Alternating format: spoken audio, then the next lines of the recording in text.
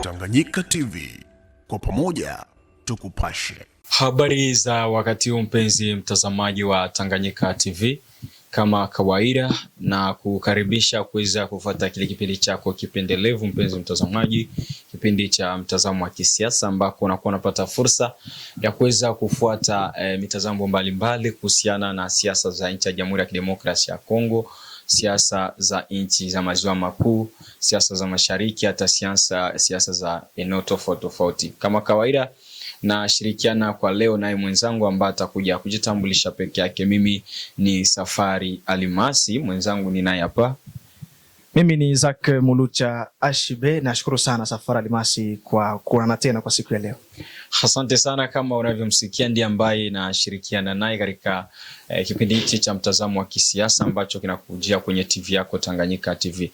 Nikukumbushe kwamba mpenzi mtazamaji, kwa leo tutaongelea kuhusu mada ambayo imeteka vichwa vya habari, na ni kuhusiana na makubaliano ambayo yalikwenda kusainiwa huko katika nchi ya Uswisi huko kwenye nchi za magharibi huko, na hivyo ni makubaliano ambayo iliwaweka pamoja waasi wa AFC M23 pamoja na serikali ya DRC kwa ajili ya kuunda kundi ambalo litakuwa na ratibu na kufuatilia usitishaji mapigano, ambako ukiangalia pande zote zilikwenda kusaini makubaliano ya usitishaji mapigano, ila kulionekana kutokutekelezwa kwa makubaliano hayo. Alafu ndio maana huko Uswisi walikwenda kuunda tena tume maalum ambayo inasimamiwa na mkutano wa kimataifa wa nchi za ukanda wa maziwa makuu, ambao ndio unasimamia hatua hiyo ambayo ni ya kufuatilia namna usitishaji mapigano. Labda Isaac, si mara ya kwanza kwa makubaliano kati ya AFC M23 na serikali ya DRC kuweza kufanyika. Mara kaza inakuwa inafanyika, ile inaonekana kuzaa matunda, ndio maana kukawa tume ya pamoja ambayo itakuwa inasimamia na inawachanga wote, pande zote zitakuwa zinashiriki katika kuratibu ufuatiliaji wa mapigano. Labda hii inaashiria nini zaidi? Hiyo Safari Alimasi, kwa kujibu strict mara moja tu kwenye swali lako hilo, ni kwamba hilo inaashiria kwamba yale makubaliano, zile akora ambazo zinafanywa huko kwa nyuma zinakuwa zienei, haziko complete, zinakosa mambo mengi sana. Yeah. Sasa wakati wanarudi wameshafanya sahihi, wameshakubaliana, wakirudi nyumbani wanagundua kwamba no, kuna swala ambalo tukulizungumzia vizuri hapa, ili nao tulizungumze, wanarudi tena. Hiyo nadhani ndo swali, ndo jibu ya swali hilo, kwamba ukiona akoro zinajimultiplier, leo akoro, kesho akoro, c'est parce que akoro aziko zinamalizika, aziko nakuwa parfait, aziko nakuwa complet. Voilà, je pense que tutazungumzia complet, aziko nakuwa complet, kuna kosa mambo mengi sana. Tuseme akoro yenye tunazungumzia leo ambayo iliendeshwa huko nchini Uswisi. Yeah. Ni akoro ya verification, bon en fait mécanisme conjoint ya verification ya cessez-le-feu. Yeah. Usitishaji mapigano, yani kutengenezwe jopo, kutengenezwe dispositif ambayo itafuatilia je, ile accord ya cessez-le-feu ilitekelezwa. Yeah. Sasa ukiremonter dans le temps, bon tunarudi nyuma kidogo, ni kwamba juu ya kucomprendre vizuri accord ya Suisse yenye ilifanyika hapa juzi tu, il faut turudie le 15 Octobre 2025 ambako kulifanyika ile tuliita accord de principe. Yeah. Kule Doha, kati ya nchi ya Jamhuri ya Kidemokrasia ya Kongo na waasi wa M23. Yeah. Na kwenye accord de principe mulikuwa 8 protocole. Mzile 8 protocole mulikuwa protocole mbili ambazo sasa ndo ziliwapeleka Uswisi sasa hivi mwezi huu wa 4. Yeah. Protocole mbili hizo, ya kwanza kabisa ni kwamba kuwe cessez-le-feu, kuwe kwanza usitishwaji mapigano. Yeah. Wabila masharti. Yeah. Alafu protokole ya pili ilikuwa nasema kukuwe partage, kukuwe bon en fait liberation ya la prisonnier, ubadilishaji wa wafungwa. Yani wanabadilisha wafungwa, serikali inaachilia wafungwa wa M23. Yeah. Na M23 nayo inaachilia wafungwa wa serikali. Yeah. Sasa ikabainika kwamba zile protokole mbili zilikuwa 8, zile 6 zingine zilisema wakaziweka entre parenthèses, wakasema kwamba hizi tutazizungumzia ultérieurement. Wanachakatua principe moja kwa nyingine. Na wakati mambo yameachwa kama viporo vile, wanasema hiki tumekiacha, maana yake tuamini kwamba kuna akoro pia itakuja hapo mbele, itakuja kuzungumzia zile 6. Sasa wakati zile mbili zilizungumziwa le 15 Oktoba, ikaonekana kwamba hazikutekelezwa. Ndio maana tena Uswisi ilitakiwa tena iwaite, bwana, kuna tatizo hapa, kuna mambo hayaendi vizuri. Nyinyi mmeshasema msitishe mapigano, lakini bado mapigano yasitishwi, kuna tatizo gani? Sasa tatizo lilokuwepo, kwa sababu ndio swali ya kujiuliza, kwa nini sasa tena warudie pale? Kwa nini wafanye jambo ambalo linafanana na lile la mwaka jana? Ni kwamba tatizo iliyopo pale ni kwamba wakati wanatoka mle walipatia wazifa wa kukontrole, parce que kuliundwa pia dispositif ya kukontrole ile mekanisme. Est-ce que kweli iliingia en vigueur? Est-ce que kweli walitekeleza ile social fait? Na mekanisme ile jopo iliyoundwa pale ilijumuisha serikali ya Kongo, MONUSCO na ile conférence internationale des régions des Grands Lacs, ile CIRGL, mkutano wa kimataifa ukanda wa maziwa makuu. Wale ndo walipewa wazifa wa kukontrole kama social fait iliingia en vigueur, kama ilitekelezwa. Sasa ikasadikika kwamba social fait haitekelezwa. M23 ikajilamante, ikasema que non, kuna kuwa ma rapport ziko natolewa na pari ma rapport mie bon siko impliqué directement parce que mimi nimetengwa. CIRGL haingeweza kuhusisha M23 parce que CIRGL ina engagé ma pays, ina engagé inchi, ai reconnaître makundi ya kijeshi kama vile M23. Et donc ndo kukakuwa umuhimu sasa wa kutengeneza tena ingine dispositif, ingine accord ya kusema non, tumuondoe CIRGL, sawa? Comme ça tunataka tu tuunde jopo ya watu watatu, serikali ya Kongo, M23 na MONUSCO. Hapa watu watatu hapa ndo watakontrole sasa kama kweli sasa fait iliingia en vigueur. Automatiquement wakati CIRGL inaondolewa, tunatia M23, bon, kuna kuwa ma retombée politique stratégique, kuna kuwa ni swala ya ni jambo la kimkakati sana lile. Wametuambia kwamba kutaundwa kikosi maalum, maana yake M23 utatoka 3 membres, 3 personnes, côté FARDC au sote ku serikali ya Kongo utatoka 3 officiers, na MONUSCO banafanya ile mambo juu ya kujua est-ce que kweli M23, est-ce que kweli social fait inaingia en vigueur, surtout ma problème ile ya madrone. Na ukibaki tu hapo Isaac, watu wanakuwa wanajiuliza sana. Ukiangalia kila watu wanakuwa kama wanashikilia sehemu zao. Ukiangalia katika mkoa wa Kivu Kusini na Kaskazini, kila watu wana maeneo yao ambao wanashikilia. Ukiangalia mkoa sasa huko hapo Uvira na kule katika jimbo la Kivu ya Kaskazini, makao makuu ya mkoa yanakuwa ni kule Beni kule. Sasa watu huenda wanaweza wakajiuliza na wanakuwa wanajiuliza maswali. Inakuwaje watu wanaunda tume moja ambayo itakuwa ni contrôler ile cessez-le-feu? Kama wanafanya control, ni lazima watatembea katika sehemu tofauti. Sio kwamba uko tu sehemu ambayo upo tu kwenye unashikilia ndo ambako utakuwa na control. Itakubidi uende fasi ambako kuna wengine ambao si wako kwa ajili ya kucontrol. Kweli itawezekana, kwa kuwa kila watu ni kama wanakuwa wanasemaga wanakuwa na kinyongo na wenzao. Itawezekana kwa wale kwenda kufanya uchunguzi katika sehemu ya wenzao? Haitakuwa ni shida tena katika ukiangalia kila watu wanakuwa kama wana mipaka yao hivi. Unajua wanadamu tunakuwa na akili zimoja zenye hazieleweki sometimes. Sababu mimi kwa namna yangu, kwa falsafa yangu ya vita ni vita. Wakati vita vinakuja vina adui. Kwa sababu lazima tufanye utofauti kati ya adui na mpinzani. Tuseme ennemi, entre ennemi na adversaire. Vita haina adversaire, vita kuna ennemi. Na ennemi c'est à éliminer. Lakini falsafa ya vita inaomba kuto kuelimine ennemi, inaomba wakati mwingine kuongea na ennemi, inaomba wakati mwingine tulisikia hapa juzi hapa walikuwepo Brazzaville kule wakati wa kusimikwa kwake Denis Sassou Nguesso. Wa Congo Brazzaville. Tulisikia kwamba rais wetu wa Kongo na Paul Kagame na mwenyewe Denis Sassou Nguesso walipeana mikono. Na picha zikaonekana. Sasa unaona kwamba ile swala lile wenyewe wafanya siasa wanalitafsiri kwamba ni alama ya nia njema ya kujenga amani. Lakini ni jambo la kimkakati ambalo limeundwa kwenye strategia kivita ya sasa. Nikisema hivyo nataka kusema kwamba kuna mifano mingi sana ambayo tunaiona kwenye dunia. Kuna makubaliano, si hivyo wanaenda kwenye makubaliano. Wanafanya mpatanishi. M23 hapo, serikali hapo. watauana hapo. Hawatauana. Yeah. Et donc je pense que hata hiyo jopo ikishaundwa hiyo, parce que kuna kwa MONUSCO mle ndani ndio anakuwa kama mpatanishi hivi.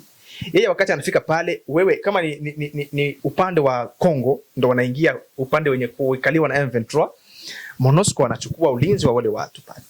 Hawawezi wakaasiriwa na lolote lile, na wakiasiriwa itakuwa ni dosari kubwa sana kimataifa. Yeah. Na wakiwa pia M23 wako upande wa jamhuri huku, nao pia watakuwa ni hivyo hivyo. Watakuwa wana dosari kubwa ikiwa serikali inaweza ikainua mkono juu ya wale majamaa ambao wanakuja kuverify ile ce le fait. Kwa hiyo je pense que ni hivyo. Fikra zangu za pili ni kwamba je ne pense pas que watakuwa obligé kupita fasi yote. Yeah, tunasema hivyo kwa sababu ukisema uchunguzi unasema unachunguza sasa jambo ambalo ligusia kuhusu drone ambazo zinapiga. Ndio.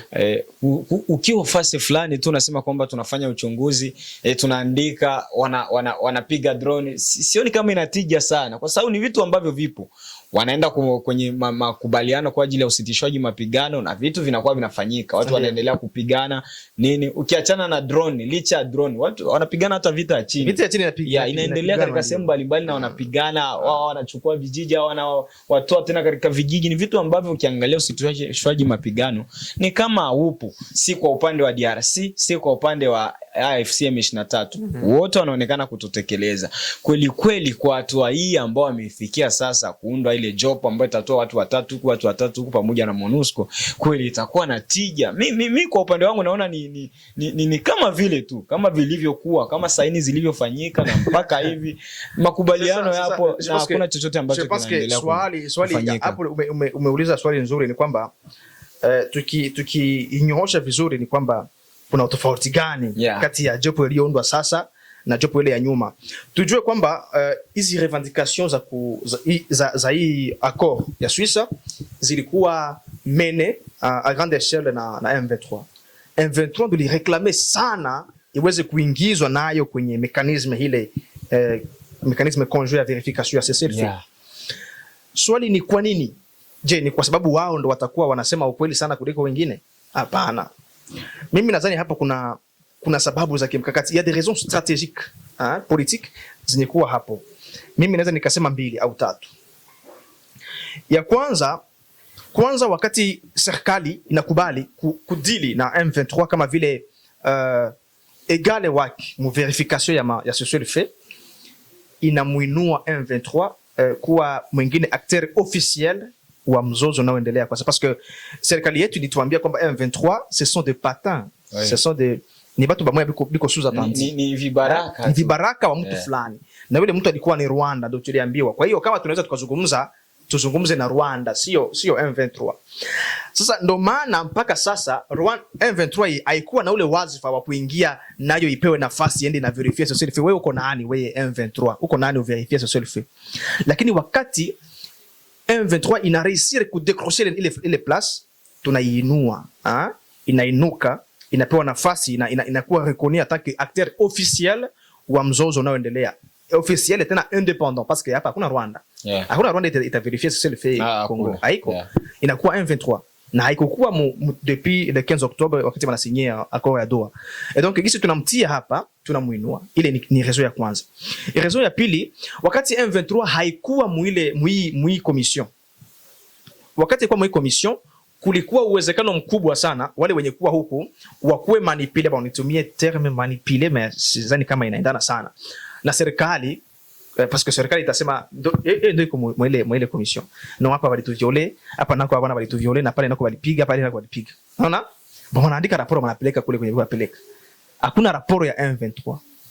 Banaona kama vile ba M23 banaonewa. Hapana sauti. Hapana ya kusema. Hawezi wakachongea sema na sie tulifanya hivi. Tulikuwa tunaona wakati wanatachongea wanaandika mabarua, wana Lawrence Kanyuka anaandika mabarua hapa kwenye kulikufa huyu bwana na Willy Ngoma. Banaandika barua ya mingi sana pour alerter l'opinion internationale, mais bilikuwa bina tija parce que bon abeko reconnu officiellement tant que mtu anza toa abeko fiable. Unaona? Na labda alors tukibaingiza na mwenye matasema bana effacer ile, labda kulikuwa maneno mambo alikuwa na ba impite, bana effacer na banakuwa na standard yenye kuwa sawa sawa na ya Jamhuri ya Kidemokrasia ya Kongo, de façon que nabo banaweza baka pointer doigt bwana, na sie serikali ilifanya hivi na bakasikika au niveau international. Na ya tatu ambayo naweza nikasema ni kwamba wakati serikali inakubali M23 ipate kuingia kwenye ile commission ile commission ya kufuatilia mise en place ya cessez-le-feu, tunamuinua pia maongezi yengine iko nafanyika fasi zingine kama vile Nairobi, kama vile Luanda, Angola. Wakati tutazungumuza parce que tulikuwa tu reconnaître M23 kama vile acteur officiel wa vita, mais vu que tushamreconnaître mimoya accord suisse, tutakuwa obligé, serikali itakuwa obligé imreconnaître Luanda, imreconnaître Nairobi. Na labda tukibaki hapo huenda labda iwezi kuwa ni kwa sababu kuna drone ambazo zilipiga Goma na zikapelekea watu wao kuweza kufariki, na sehemu zingine zinaendelea kupiga, na AFC M23 nasema iko nasema kwamba zile drone ni za serikali, na ni huenda labda ni kupitia hilo swala ndio maana nao walisema inabidi na sisi katika hii commission ya kufuatilia usitishwaji mapigano lazima tuwepo, kwa kuwa tumesha poteza baadhi ya wale ambao walikuwa ni makada wa AFC M23. Ni kutokana na hiyo huenda labda kwa upande mmoja ndio, lakini lazima wanaotutazama wanapaswa kujua na waelewe kwamba hii plus M23 ilitafuta kabla hata wale wa cadre hawajakufa. Ilikuwa inatafuta depuis le début. Même accord ya Washington walitaka wao waende Washington. Lakini serikali pale ilijimpose. Sasa ni mambo ya siasa. Ni mambo ya siasa, na musiasa il faut s'imposer. Musiasa il faut kusimamia ma principe. Wakati unakuwa na principe zako unasema mimi sitazungumza na huyu. C'est ça le problème. Depuis le début, serikali tuambia kwamba hatutazungumza na M23 depuis le début. Hatutazungumza na M23. Rais alisema. Ma bitu vikabadilika hivi, M23 tunakuwa Marekani, tunakuwa Doha, kunatengenezwa wengine makuru yiko pembeni mpaka leo tunakia reconnaître M23 kama vile anakuwa sawa sawa na shie mambo sawa verification ya hii cessez-le-feu. Et donc nadhani kwamba inaweza kuwa vile, mais il faut tu reconnaître que hii place yenye M23 inaipata leo haikuanza kutafuta sasa hivi juu ba Ngoma banakufa, juu ba mzee Magloire Paluku balikufa. Hapana, ilianza kutafuta depuis le début. Ilitaka na inataka hata ile ya Washington pia nayo ihusishwe. C'est ça sa volonté, ndo bit yake. Na kwa swala hili tunakoelekea ni kama kunaanza onekana kama kuna mwanga fulani ambao unakuja kwa upande wao, na wanakuwa kama wanaanza kushirikishwa, na hiyo inapelekea kuona kama kwa upande wao ni kama wanaanza kwenda na weza yale ambao walikuwa wanayahitaji. D'une certaine manière tunapoteza. D'une certaine manière tutakuwa tumepoteza, lakini sasa naona sisi tunazungumza siasa. Wakati siasa unazungumza hivi, siasa inakuwa kama vile mpira. Mpira ni kwamba kuna wale ambao wamecheza mpira kweli, lakini aussi longtemps au mterrain, il faut unaongea na limite, unashabikia na limite.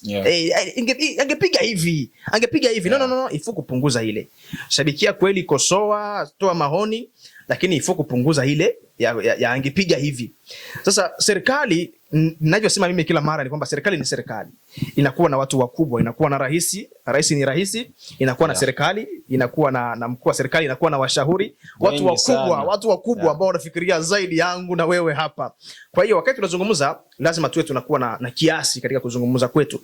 Ndio maana mimi sikufikiria kwamba kuna kuwa tuma inconvénient yenye ina retomber kupande wetu sisi kama vile Kongo.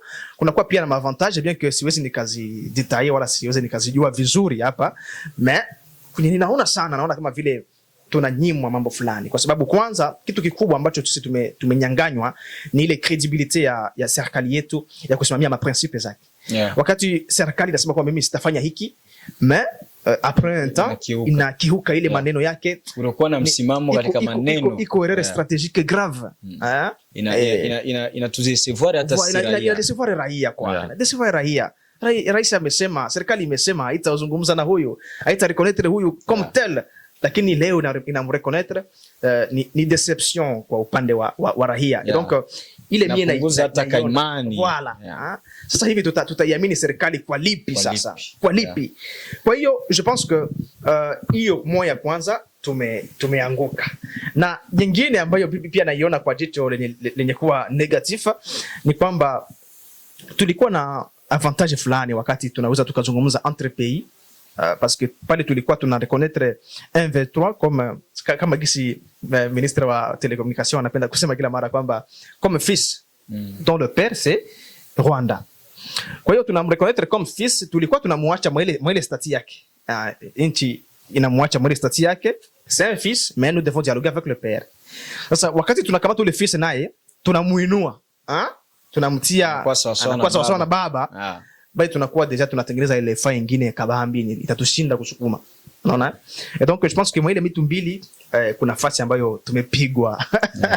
Naam, asante sana mpenzi mtazamaji, ni ukumbushe kwamba kipindi ni mtazamo wa kisiasa na tunaendelea kuzungumza na kutathmini kuhusu hali ambayo inaikumba nchi ya Jamhuri ya Kidemokrasia ya Kongo, hasa eneo la Mashariki huko ambao kunaendelea mzozo ambao umeshadumu kwa takriban miongo mitatu, yani takriban miaka 30. Na ukiangalia kwa leo tunazungumzia kuhusiana na makubaliano ambayo yalikwenda kusainiwa huko Uswisi kati ya serikali ya DRC pamoja na AFC M23 kuhusiana na kuunda tume ya kufuatilia usitishaji mapigano.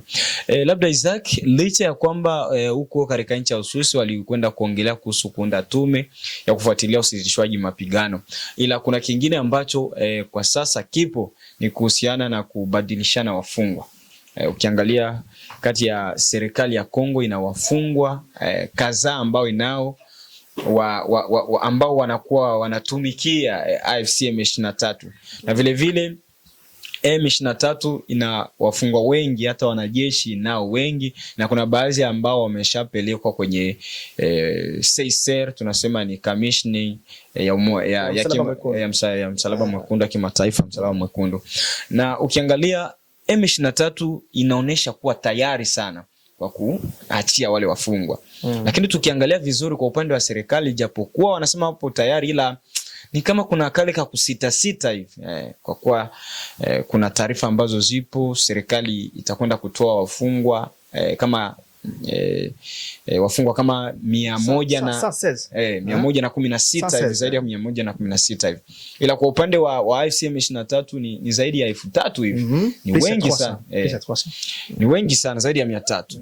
Hiyo inaashiria nini? Kwa upande wa serikali inakuwa iko kama haiko tayari kivile, ila kwa upande wa M23 ni kama iko tayari kuweza kuwatona, tayari imeshawapeleka baadhi kwenye kama nilivyosema kwenye CICR ile ya msalaba mwekundu, kamishna ya kimataifa. Hii inaleta picha gani? En fait, kabla sijaanza kuintervenir juu ile question ya liberation ya prisonniers ba détenus, nitaka nirudie nyuma kidogo. Nirudie nyuma kwa hii mambo ya verification sociale. Fait c'est que kuna kuwa problème moja pale, publication ya date ya kuanza ile jaribu kutumia Kiswahili kidogo, naona Kifaransa kinakuwa kingi zake. Kuna kuwa ile tarehe ya kuanzishwa ile kazi ya kuverify ya kuchunguza haijakuwa publié, haijawekwa wazi. Na hata hivyo ile jopo yenyewe kwanza haijaundwa. Donc je pense que ile il faut tuwaambie watazamaji wao wanaetia akilini, parce que nasikia barabarani wengine wanasema kwamba wanageuza hii wamekubali M23 na serikali wachangane hivi. Wanasema wanajeshi wa M23 na serikali ndio watakuwa wanatembea, tunawaona hapa kwenye magari. Sio hivyo. Sasa tungerejelea hili swala la partage ya liberation ya wafungwa, kuwekwa huru kwa wafungwa. Bon, tukiangalia depuis undwaji wa M23, batu benye kutoka ku M23 kwenda ku serikali ni ba kidogo ke batu benye kutoka ku serikali kwenda ku M23. Siko nanielewa. Tuangalie kama vile vya Mungu. Vya Mungu si mtu wa serikali. Akaenda huko. Kuna mwingine hapa alikuwa ambassadeur privé wa rais, kwa ambassadeur privé na sahau jina yake. Na ametoka Kinshasa akaingia mu M23. Sike watu kama vile akina Magwar Paluku alikuwa kwa upande wa serikali, alitumika na mama Catherine Katungu. Na kuna wale ambao wanakuwa wanashiriki na M23, serikali inawajua, inawashikilia, inawapeleka. Unaona? Kwa hiyo watu ambao walitoka kwenye serikali kuenda mu M23 biko mingi. Na ile inaonyesha kwamba batu benye beko essentiel, beko important kwa hii mouvement ya M23, benye bangali upande wa serikali, soit banafungiwa ma prison, soit banatumika ou soit bon biko tu mwa ile zone ya serikali bangali mingi. Sasa wakati M23 inatia pression tu échanger ba détenus, tu échanger ba prisonniers, mimi nafikiria kwamba kuko batu muhimu benye beko prison upande wa serikali benye M23 iko nabo besoin. Ni msaada mkubwa. Ni msaada mkubwa. Niko na besoin ya ule mtu akuye huko. Et donc banataka bapate bale batu yabo ni batu beko na maana sana kwabo. Ndo maana natia pression kwa upande wa serikali, parce que il faut aussi il ne faut pas démoraliser l'armée, il faut kutia ile motivation kwa jeshi, il faut pia kutia motivation pia kwa taifa nzima, il faut ioneshe kama inajali ba prisonniers yake benye bali shikwa na adui. Et donc ina essayer kuonesha aux yeux du monde mbele pia ya taifa nzima ke inajali kuchukua bale batu benye kwa ile ngambo, bien que strategiquement kiundani zaidi kisiasa serikali inaona tukibadilisha mwenye atanufaika zaidi na waprisonniers c'est l'ennemi que moi. Na ndio maana unaona kama M23 inakuwa inatoa kama wengi. Voilà, ndio maana M23 iko napenda kwa ile point ya liberation ya prisonniers aonekane ni msafi bon, natoa wote wengi. Na mimi mulete, na mimi mnipatie. Et donc je pense que il faut que tukuliwe ma disposition ziko sage de la part du gouvernement, ba étudier les questions, ba jifunze kwa undani zaidi, parce que wale wenye kuwa kule nao hawapashi kubakia kule, ile iko vile kuna familia zinabaki huku hazina baba, zinabaki huku watu wao wa karibu wameshikiliwa kule, wanawataka warudie. Kwa hiyo nadhani kwamba watumie kila njia iwezekanayo ili kana kwamba zile familia zinazowakosa watu wao ziwapate watu wao, na bon en fait c'est ça, na wale wanajeshi pia wapate wasikuwe demoraliser, parce que watasema wakati wanawaacha kule wanajeshi watakuwa demoraliser, yani tukishikwa serikali haitatuhangaikia, itakuwa demoralisation, watakuwa na uoga. Lakini wakati wanaona serikali inajisusie kabisa na bale wa prisonniers wa kule, et donc itapatia motisha ke bien que niko nagombana, bien que un jour naweza nikasikumbe na ingia mikono ya adui, serikali yangu itasimama kuniangalilia, kunifuatilia na kutafuta kuniokoa. Na labda kwa kumalizia Isaki, huenda katika hatua hizi mbili ambazo kwanza tunaona zipo kipaumbele japokuwa zijafanyikisha, tunakuwa kama tunatathmini kama hatua hii ya kwanza ya usitishwaji mapigano, tukiona kote mapigano yanasitishwa, ile tume inaundwa na inasema kweli kweli mapigano yanasitishwa na yanasitishwa kweli kweli. Hatua ya pili inafuata ya kuweza kubadilishana wafungwa. Wafungwa wanakwenda kubadilishana, hao wanachukua wao na hao wanachukua wao. Labda katika taswira ya hivi vita, kisha hatua hizo mbili kufanyika, kutakuwa kama kuna mwangaza ya amani kukua ama kukua na afueni, ama taswira gani katika tathmini inaweza ikajitokeza kutokana na hatua hizi mbili zikishafanyikisha? Objectif ya Korea ya Doha ni kufikisha kikomo kabisa mapigano mashariki mwa Jamhuri ya Kidemokrasia ya Kongo, kumaliza kabisa vita. Na parmi zile protokole 6 zenye zilibakia, mzile protokole 8, kuna protokole pale ya restauration de l'autorité de l'État partout. Kurudisha serikali sehemu zote. Ule wasifu wa serikali urudie sehemu zote, na Goma kote kule serikali irudie kule. Kwa hiyo je pense que wakati watakubaliana d'abord pour ce fait pour dire que bana hacha mapigano, bana sitisha, bana pana ba prisonniers, ce qui va suivre c'est maintenant dialoguer sur comment tout à restaurer autorité de l'État moi ile sehemu yote nyabaniwa na waasi. Kuna mixage nayo pale. Sasa mixage bado hivyo. Sasa hapo ndo tena wataenda kuongea kama l'autorité de l'État itakuwa restaurée. Tutaomba wale wenye kusikilia pale, tutaomba no juu tu restaurer autorité de l'État huko, il faut tufanye hivi. Donc nyingine ya kore yenye tutakuwa tena hapa tuwaambie wasikilizaji. Sasa na labda kwa kuhitimisha, labda una neno gani la mwisho la kuambia watazamaji wetu wa Tanganyika TV na wale wote ambao wanakuwa wanatufuatilia sasa, wapendelevu wa kipindi hichi cha Mtazamo wa Kisiasa? Na mimi nadhani kwamba Mtazamo wa Kisiasa ni moja kati ya vipindi vikubwa sana ambavyo mwananchi anapaswa kuvifuatilia kama anataka kabisa kujua nchi yake. Hakuna asiyekuwa mfanya siasa katika nchi. Hilo tuliweke kando kabisa. Wananchi wote ni wafanya siasa.